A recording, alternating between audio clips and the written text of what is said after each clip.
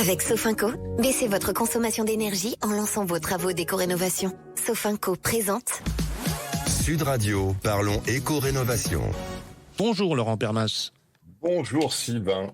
Alors on est ravis d'être avec vous Laurent. L'été approche, on aimerait qu'il approche d'ailleurs un peu plus vite. On va parler du confort d'été, c'est un vrai sujet, parce que c'est important de bien se préparer aux chaleurs de plus en plus fréquentes, n'est-ce pas ?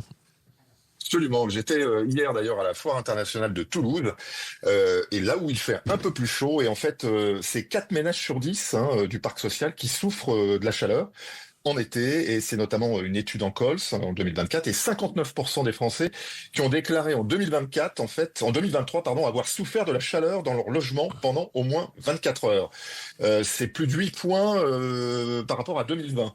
Donc en fait, c'est clairement une stratégie à adopter si vous habitez en ville. C'est encore plus vrai pour se préparer à vivre, malheureusement, avec un thermomètre qui va afficher plus de 50 degrés. On est déjà à 40 degrés, en fait, sur des pics de chaleur, à l'ombre, plusieurs fois dans l'été. Donc forcément, avec ces vagues de chaleur, on a de plus en plus elles seront de plus en plus fréquentes et intenses. Et donc, il est essentiel de bien se protéger et de bien protéger son logement pour éviter la surchauffe. Il y a des bons réflexes à adopter avec des aménagements simples à réaliser, puis surtout pour gagner en confort d'été. Alors justement, c'est important parce que dans votre démarche, souvent, vous faites l'apologie des gestes et des comportements. C'est quoi les bons gestes justement à adopter ?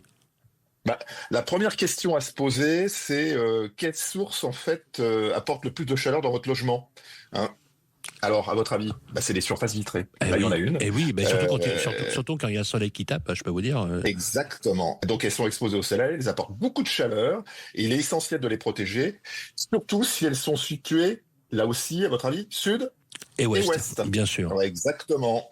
Donc, dans ce cas-là, on privilégie quoi ? Les protections extérieures, comme les volets, les auvents et les brise-soleil. Et puis on peut aussi privilégier les solutions végétales, ça c'est intéressant, c'est à la fois joli et efficace, avec une plantation au bon endroit, d'arbres ou de plantes grimpantes, qui apportent une protection naturelle en fait. Cela participe en plus à maintenir une température agréable grâce à l'évapotranspiration. Waouh, l'évapotranspiration, on apprend des choses avec vous. Alors, outre les fenêtres, Laurent, à quoi d'autre devons-nous penser ? Par exemple, on nous parle souvent, vous savez, de la ventilation.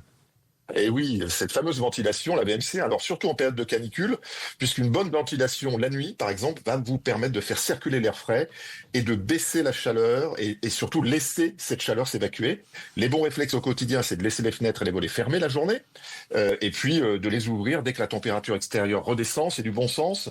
Et puis pensons aussi que chaque watt consommé produit de la chaleur. C'est aussi assez bête à dire, mais il faut y penser et limiter au maximum cette source de chaleur interne. Et puis on est vigilant aux usages électriques, éteignez toutes les veilles d'outils, télévision, box, internet et autres, et l'usage de four aussi, plaques de cuisson, sèche-linge ou lors notamment de ces canicules. Alors j'ai 2 questions pour terminer très importantes. Ouais. J'imagine Laurent, que vous allez nous dire quels sont les travaux à privilégier, et 2 très importants également, c'est à qui je m'adresse parce que là c'est un petit peu la jungle. Alors, on privilégie surtout les fenêtres, notamment aussi au battant pour pouvoir aérer la nuit quand c'est frais, et puis vous prémunir un peu des risques de d'effraction, puisqu'elle bloque, notamment si une moustiquaire, si vous êtes en zone de moustique, et puis si ces fenêtres sont fermées, vous pouvez aussi penser à un système de ventilation mécanique, comme les brasseurs d'air au plafond. Ils apportent une fraîcheur diffuse et permettent de gagner en confort, tout en limitant le recours à la climatisation. Et on pense aussi à l'enveloppe de votre logement, notamment, qui doit être, les murs, qui doit être bien isolés.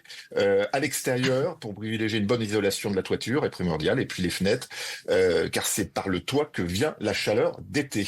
Donc, si on a des questions, comme d'habitude, on n'hésite pas à s'adresser à France Rénov', avec notamment ces 600 espaces conseils répartis sur toute la France.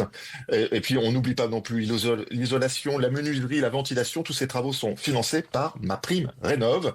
Et on n'hésite pas non plus à faire appel à Amar, c'est mon accompagnateur Rénov', qui est un interlocuteur neutre de conseil agréé par l'État. Avec grand plaisir. Sud Radio, parlons éco-rénovation. Avec Sofinco, lancez vos travaux d'éco-rénovation pour baisser votre consommation d'énergie.